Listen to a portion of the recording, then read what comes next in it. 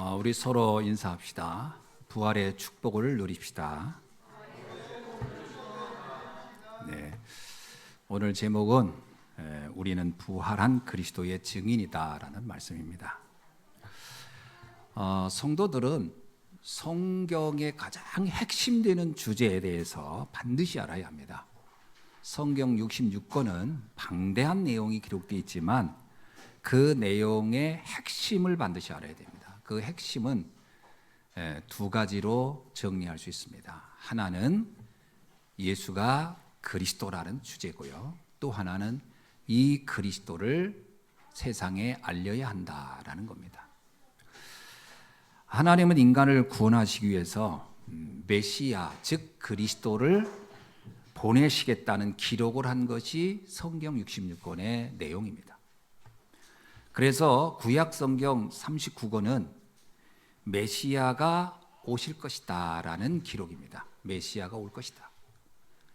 그래서 성경의 많은 제사장의 이야기, 왕들의 이야기, 선지자의 이야기는 전부 다 참 제사장, 참 왕, 참 선지자를 설명하기 위한 예표입니다. 그 성경에 나와 있는 수많은 왕들은 다 예수 그리스도가 참 왕이라는, 그리스도가 참 왕이 와야 한다는 것을 설명하고요. 성경에 나와 있는 수많은 제사장들은 참 제사장 되시는 그리스도가 와야 한다는 기록이고, 성경에 있는 수많은 선지자의 이야기는 참 선지자 되시는 그리스도가 와야 한다라는 기록입니다.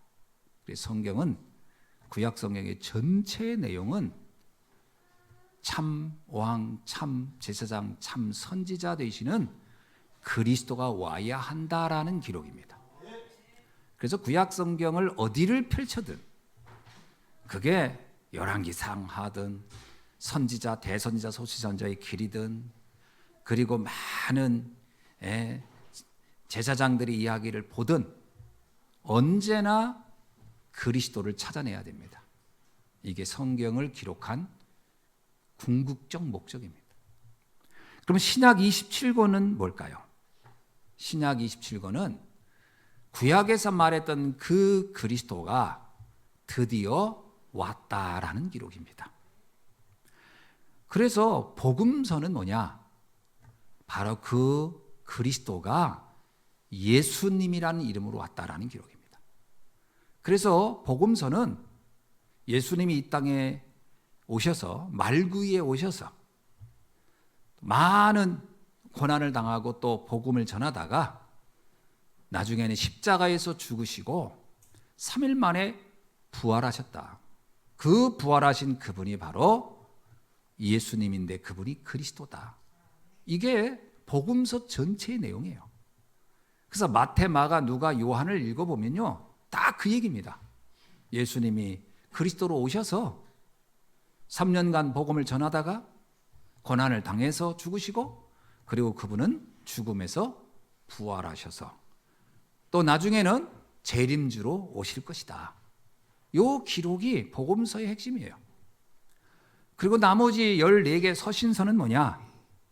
바로 이 예수가 그리스도라는 사실을 믿었던 성도들에게 일어났던 수많은 역사, 예수를 그리스도로 믿었더니 정말 그들에게 사단이 떠나고 죄로부터 해방되고, 그리고 지옥 가야 할 운명이 천국을 보장받은 삶을 살다 가는 것이다. 그 내용이 실제적으로 우리의 삶의 현장에서 어떻게 나타났는가? 교회는 그것을 어떻게 증거했고, 교회는 그걸 통해 어떤 응답을 받았는가?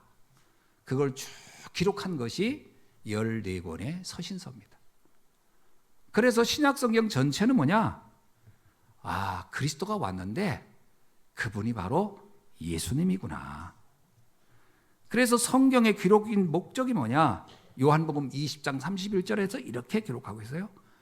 오직 이것을 기록함은 너희로 예수께서 하나님의 아들 그리스도이심을 믿게 하려 함이요, 또 너희로 믿고 그 이름을 힘입어 생명을 얻게 하려 함이니라. 성경의 기록은 예수가 그리스도였구나, 그리고 그분을 내가 정말 믿고 생명을 얻게 하는 데 목적이 있다. 그래서 요한복음 5장 39절에서도 이렇게 말씀하고 있습니다. 너희가 성경을 연구하는 이유가 뭐냐? 영생을 얻으려고 연구하는 거 아니냐?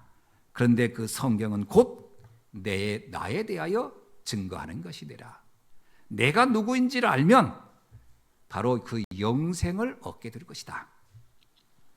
이것이 성경의 기록의 가장 중요한 핵심입니다. 그리고 나서 주신 말씀이 뭐냐? 이제 이 비밀을 너희는 땅끝까지 전하라. 이 비밀을 너만 알고 있지 말고 이것을 이 땅의 수많은 사람들에게 이 사실을 알려라. 이것이 성경 기록의 핵심입니다. 그럼 왜 인간은 그리스도가 필요할까요? 왜 성경은 그리스도가 와야 하고 그리스도를 믿어야 할까요? 왜 메시아가 우리에게는 꼭 필요할까요? 이유는 뭘까요? 왜 성경은 거기에 그렇도록 집착하듯이 집중하며 강조하며 말하는 것일까요? 이유가 있습니다. 인간에게는 절대로 해결할 수 없는 근본적 문제가 있다라는 겁니다. 이게 창세기 3장에 기록된 내용이에요. 그 창세기 3장의 내용은 뭐냐? 인간이 절대로 벗어날 수 없는 재앙과 저주에 빠져버렸다는 것을 설명하고 있는 겁니다.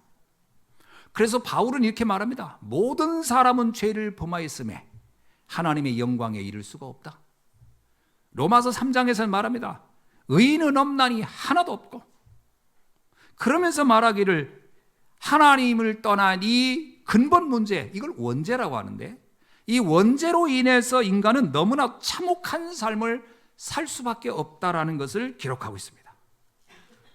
로마서 3장을 우리가 한번 읽어보면 이렇게 기록되고 있어요. 로마서 3장 9절에서부터 18절의 내용은 하나님을 떠난 인간의 실존, 하나님을 떠난 인간의 삶을 너무나도 리얼하게 설명하고 있어요. 그러면 어떠하냐? 우리는 나으냐? 결코 아니라 유대인이나 헬라인이나 다 죄 아래 있다고 우리가 이미 선언하였느니라. 똑똑하다는 헬라인, 율법을 잘 지켰다고 하는 유대인, 상관없이 다 그들은 죄 아래 있다. 기록된 바 의인은 없나니 하나도 없으며 깨닫는 자도 없고 하나님을 찾는 자도 없고. 이게 원죄입니다. 원죄의 근본이, 원죄에 빠졌다는 그 증거가 뭐냐? 하나님을 찾지도 않고 하나님을 필요로 하지도 않는다라는 것. 다 치우쳐 함께 무익하게 되고 선을 행하는 자는 없나니 하나도 없다. 선이란 착한 일을 말하는 게 아닙니다. 궁극적으로 말하면 하나님을 만나야 한다는 사실이 선이거든요. 하나님을 떠나는 것이 악이고 하나님을 만나는 게 선입니다. 근데 이 하나님을 만나야 한다는 필요성을 아무도 알지 못하고 이것을 깨닫지도 못한다. 그들의 목구멍은 열린 무덤이요 그들의 혀로는 속임을 일삼으며 그 입술에는 독사의 독이 있도다. 아무리 그럴듯한 말을 할지라도 하나님을 만나지 않는다면 그건 다 헛된 것이고 그것은 다 죽이는 말이다. 여러분, 해적선을 탄 사람이 아무리 착해도 역시 해적인 겁니다. 하나님을 떠난 사람이 아무리 훌륭한 일을 해도 역시 죄인인 겁니다. 그 내용을 말하고 있는 거예요. 그 입에는 저주와 악독이 가득하고 그 발은 피 흘리는 데 빠른지라. 파멸과 고생이 그 길에 있어 평강의 길을 알지 못하였고 그들의 눈앞에 하나님을 두려움이 없느니라 함과 같으니라. 이게 하나님을 떠난 인생의 삶입니다. 왜 인류의 역사를 인류학자들은 전쟁의 역사라고 할까요? 지금도 전쟁은 계속되고 있습니다. 여러분 너무 웃기지 않습니까? 전쟁을 하면 서로에게 비극이라는 걸 아는데 왜 전쟁을 멈추지 못할까요? 이게 문제입니다. 인간이 악을 안다고 해서 피할 수 있는 게 아니에요. 사도 바울이 말하잖아요. 나는 선을 행하고 싶으나 나는 이 악을 향해 가고 있도다. 사람들이 선악을 알 것 같지만 사실은 알 수 없다. 하나님을 떠난 인간을 가리켜 사단이 말합니다. 네가 선악을 구분하여 하나님같이 될 수 있어. 그랬습니다. 인간이 선택하는 선악은 마치 해적선 안에서의 선악을 말하는 것과 같은 거예요. 도대체 누가 선이고 누가 악입니까? 진정한 선은 하나님 안에 있어야 되는 거예요. 하나님을 만나야 선이 되는 거예요. 선악과가 뭡니까? 하나님의 말씀을 믿고 하나님의 뜻대로 있을 때가 선인 것이고, 하나님의 말씀을 거역하고 떠나는 것이 악이라는 거예요. 그것의 상징적인 내용이 선악과입니다. 원죄의 결과는 참혹합니다. 그것이 인류 역사가 우리에게 보여주고 있는 거예요. 지금 많은 사람들이 최선을 다해서 하는 것 같지만, 그러나 어디를 향해 가고요? 파멸과 고생의 길로 가는 겁니다. 벗어날 수 없다. 그래서 사람들은 왜 내가 이런 재앙과 저주를 맞이하는지를 모른다는 거예요. 그래서 모든 사람들이 억울해하는 겁니다. 인생을 살면서 늘 하는 말이 있어요. 억울하다. 억울하지 않다는 사람을 내가 본 적이 없어요. 다 억울합니다. 나는 최선을 다했는데 왜 이런 일이 나에게? 나는 나름 이런 말을 제일 많이 들었어요. 난 남한테 해를 끼친 적이 없는데, 나는 다른 사람에게 나쁜 짓을 한 적이 없는데 왜 나에게 이런 어려움이 오느냐? 성경만 그 원인을 말합니다. 요한복음 8장 44절에서 너희 아비 마귀에게 잡혀있도다. 그리고 그는 처음부터 거짓말쟁이에요. 그 거짓의 아비라. 그래서 우리는 그 말이, 사단이 준 말이 정말 진실인 줄 알고 따라갔는데, 그래서 난 착하게 살면 되는 줄 알았는데, 선하게 살면 되는 줄 알았는데 아니더라는 겁니다. 거짓의 아비예요. 우리가 생각하는 선악은 다 거짓의 아비인 사단이 던져줬던 메시지였던 겁니다. 그래서 벗어날 수 없다. 그래서 열심히 살고 하는 말이 억울하다라는 말을 하는 겁니다. 그래서 몸부림치는 인간이 찾아내는 것이 우상숭배입니다. 몸부림치는 인간이 찾아내는 것이 정신 문제가 오는 것이고, 육신 문제가 오는 것이고, 그리고 영원히 해결할 수 없는 내세 문제와 후대 문제가 찾아올 수밖에 없는 겁니다. 이것은 우리의 힘으로 해결할 수가 없다라는 겁니다. 그래서 하나님 처음부터 우리에게 그리스도를 약속해 주신 겁니다. 왜 인간은 그리스도가 필요하냐? 바로 앞에서 말씀드린 이 내용 때문에, 이런 현실 때문에, 이런 사실 때문에 하나님은 우리에게 그리스도가 필요하다는 것을 말씀하고 있는 거예요. 하나님은 인간이 타락한 날로부터 우리에게 메시아를 약속해 주셨습니다. 창세기 3장 15절에 여자의 후손이 와서 뱀의 머리를 짓밟을 것이다. 이사야 7장 14절에 하나님을 만나는 임마누엘 되시는 그분이 와야 할 것이다. 출애굽기 3장 18절에 우리의 모든 저주와 죄를 단번에 해결한 피제사의 대속의 제물이 되시는 그리스도가 와야 한다고 증거해주고 있는 것입니다.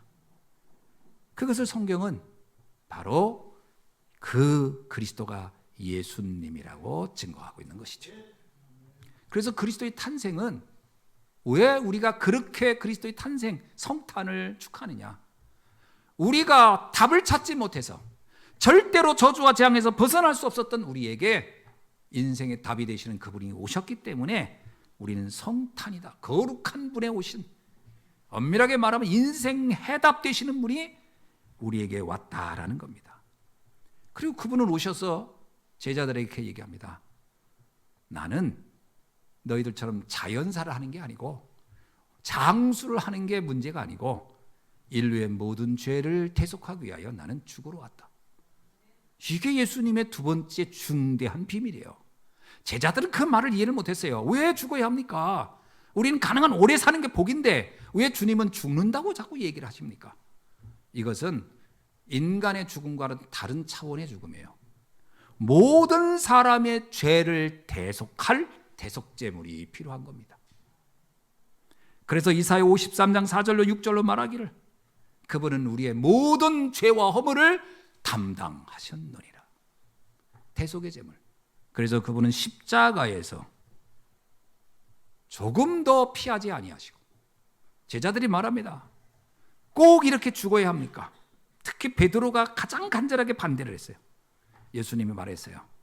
베드로를 향하여 사단아 물러가라. 지금 너는 내가 하려는 것이 뭔지를 전혀 모르고 있구나. 너는 가장 인간적인 그 문제, 인간적인 정만 얘기하고 있지, 하나님이 정말 인류를 향하여 하려는 그 대속의 사건은 네가 너무나도 모르고 있구나. 영적으로 무지하면 사단에게 잡힌 겁니다. 여러분, 베드로가 그 순간 사단의 종로로 탄 것처럼 돼버린 거예요. 근데 인간적으로는 착한 일을 한 거예요. 그러나 하나님 뜻과는 상관없는 선택이었던 거죠. 예수님은 오셔서 우리를 위하여 죽으셔야 했던 것입니다. 그래서 우리는 예수님의 죽음을 감사하는 겁니다. 죽음을 거부하고 막는 게 아니고 그 죽음의 대속의 은혜를 누리는 것입니다. 그래서 예수님이 십자가에서 말씀했어요. 다 이루었다. 이것은 대속의 가장 위대한 선언입니다. 너희들이 받아야 할 저주와 재앙을 내가 다 끝냈다. 세 번째는 주님은 부활하셨습니다. 왜냐하면 그분은 죽음으로 가둘 수 있는 분이 아니에요. 그래서 그분은 사망의 권세를 깨트린 유일한 분이었습니다. 사단의 최고 무기는 죽음입니다. 히브리서에 말하기를 사람들에게 공포를 주는 최고의 무기는 뭐다? 죽음이라는 겁니다. 여러분, 우리는 감기 걸렸다고 공포감에 떨지 않습니다. 그런데 암에 걸리면 공포에 떱니다. 이유는 뭘까요? 죽음이라는 것과 직결되어 있기 때문에 그렇습니다. 부활의 주님, 주님은 우리를 사망에서 부활해 주신 겁니다. 이걸 믿으셔야 돼요. 우리는 영원한 생명이 보장된 것입니다. 그분은 승천하셔서 지금도 성령으로 우리와 함께 하시는 줄로 믿습니다. 그리고 그분은 분명히 약속하셨어요. 주님은 다시 내가 오겠노라. 이것이 우리가 믿는 예수 그리스도의 비밀입니다. 부활하신 예수님은 우리에게 세 가지의 말씀을 주셨어요. 첫째가 뭐냐? 오늘 사도행전 1장 1절에서 8절에 있는 말씀의 가장 중요한 말씀입니다. 세 가지를 얘기해서, 첫째는 뭐냐? 나는 오직 그리스도다. 예수님이 오직 그리스도인 겁니다. 다른 그리스도를 우리가 찾으면 안 돼요. 세상에 많은 사람들은 자꾸 다른 데서 인생 문제를 해결해 보려고 자꾸 방황합니다. 아닙니다.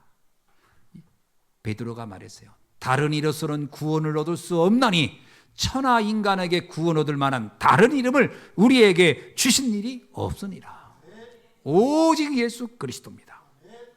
두 번째, 예수님은 우리에게 무슨 말씀을 했냐? 내가 정말로 예수 그리스도를 정말로 그리스도로 믿는다면 하나님의 나라가 임한다. 그래서 40일 동안 부활의 주님이 말씀하신 거예요. 뭘 말씀했냐? 하나님의 나라가 너에게 임하는 것이다. 여러분이 믿으시기 바랍니다. 예수를 그리스도로 믿는 여러분이 가는 현장에 이 믿음을 흔들리지 않는다면 그 현장에는 하나님의 나라, 흑암의 저주가 재앙이 떠나는 줄로 믿습니다. 이걸 여러분이 믿으셔야 돼요. 우리가 착하고 선하게 살아서 흑암이 떠나는 게 아니에요. 재앙이 떠나는 게 아니에요. 그리스도가 선포될 때 재앙은 떠나는 줄로 믿습니다. 세 번째는 너는 이 복음의 증인이 되라는 겁니다. 어디까지요? 땅끝까지. 예루살렘에서부터 저 땅끝까지. 이 복음의 증인. 여러분, 복음의 증인이 땅끝까지 되려면요, 건강의 축복 와야 되고, 경제 축복 와야 되고요, 지력의 축복도 와야 되고, 만남의 축복도 와야 되고, 다 와야 됩니다. 그 예수님 말하는 거예요. 너희는 예루살렘의 땅끝까지 가라. 그거 할 수 있는 모든 축복들을 하나님은 이미 현장에 다 예비해 놨느니라. 여러분, 자꾸 그냥 내 안의 삶만 생각하고 있으면 안 됩니다. 아브라함이 가족들하고 오손도손 하는 게 꿈인 줄 알았어요. 그때마다 인생 문제 끝나지가 않았어요. 끊임없이 족하고 갈등하고 경제 문제는 끊임없이 오고 어느 날 아브라함이 결론 냈어요. 아니구나, 내 뜻을 잘못 생각했구나. 동서남북을 바라보며 전 세계를 향하여 내가 이 복음을 전해야 되겠구나. 그날로부터 아브라함의 인생은 달라졌어요.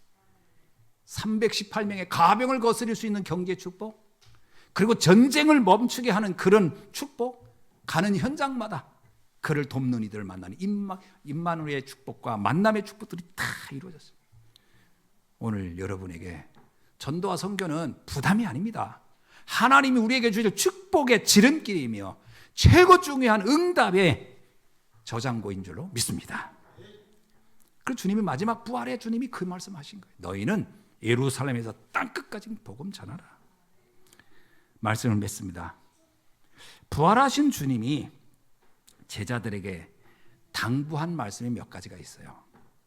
요한복음 20장 24절로 29절에 보니까 도마에게 나타났을 때 한 얘기입니다. 도마가 이런 얘기합니다. 저는 주님이 부활한 걸 믿을 수가 없어요. 어떻게 사람의 상식으로 죽은 자가 살아납니까? 그때 예수님이 이렇게 얘기합니다. 도마야, 그럼 너는 어떻게 믿겠냐? 저는 주님을 직접 만져보고 그 못 박힌 데도 다 손으로 눌러보고 찔러보고 그래야 믿을 것 같습니다. 그때 부활의 주님이 도마에게 나타나서 하신 말씀입니다. 너는 보고 믿느냐? 보지 않고 믿는 자가 더 복되도다. 여러분, 2000년 전에 부활의 주님을 보고 믿었던 제자보다 지금 2000년 이후 보지 않고 믿는 여러분의 축복, 믿음이 더 복된 줄로 믿으시기 바랍니다. 두 번째는요, 요한복음 21장 15절로 16절에서 베드로에게 이렇게 말씀합니다. 낙심되어 있던 베드로, 도망갔던 베드로에게 나타난 주님이 말합니다. 내가 나를 사랑하느냐? 이 질문을 던져요. 부활의 주님이 우리에게 던지는 질문입니다. 너는 나를 사랑하느냐? 여기에 우리가 네, 제가 주님을 사랑합니다. 베드로는 그 질문에 3번을 고백합니다. 내가 주님을 사랑하는 것을 주님은 알지 않습니까?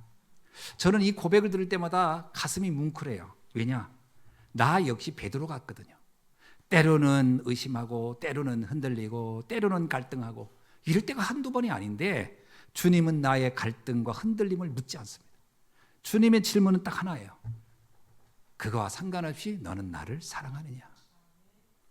여러분, 주님이 여러분에게 묻습니다. 때로는 갈등하고 때로는 흔들리고 때로는 넘어지려고 할 여러분에게 묻습니다. 그거 상관없다. 네가 나를 사랑하느냐? 여기에 답할 수 있으면 돼요. 내가 주님을 사랑합니다. 그때 베드로에게 주신 말씀이에요. 그렇다면 내 어린 양을 먹이라. 여러분, 우리에게 주신 최고의 미션이 뭐냐? 우리 후대들에게 이 복음을 전달해 주는 겁니다. 그래서요, 저는 어떤 면에서 교사가 하나님이 주신 직분 중에서 가장 축복된 직분 중에 하나가 교사 직분이다. 또 그게 누구냐? 어머니의 직분이에요. 부모의 직분. 자녀에게 복음을 전할 수 있는 위치에 있다. 이거야말로 베드로가 받은 축복을 그대로 받은 이 시대의 하나님의 제자인 줄로 믿습니다. 세 번째 말씀입니다. 요한복음 21장 19절로 22절입니다. 예수님이 제자들에게 얘기합니다. 내가 다시 올 때까지 나를 따르라. 주님의 마지막 부탁이에요. 나를 따르라. 여러분, 이 말은 주님 다시 만날 때까지, 우리의 생이 다할 때까지 우리의 믿음이 흔들리지 않고 끝까지 일심전심 지속되기를 주의 이름으로 축원합니다. 오늘 우리에게 주신 말씀, 내게 주신 이 믿음이 흔들리지 않기를 바랍니다. 예수님이 마지막 부탁이 뭐예요? 너는 나를 따르라. 누가 뭐라고 하든지 너는 나를 따르라. 끝까지 이 복음을 붙잡고 끝까지 가는 여러분 되기를 주의 이름으로 축원합니다. 기도하겠습니다. 하나님 감사합니다. 오늘 우리는 부활의 그리스도의 증인으로 하나님 앞에 부름받게 하시니 감사합니다. 오늘 축복된 귀한 날, 이 복음의 비밀을 붙잡고 나를 살리고 현장을 살리고 교회를 살리고 그리고 미래와 후대를 살리는 일에 쓰임받는 귀한 부활의 증인이요 전도자가 되도록 축복해 주옵소서. 예수 그리스도의 이름으로 기도하옵나이다. 아멘.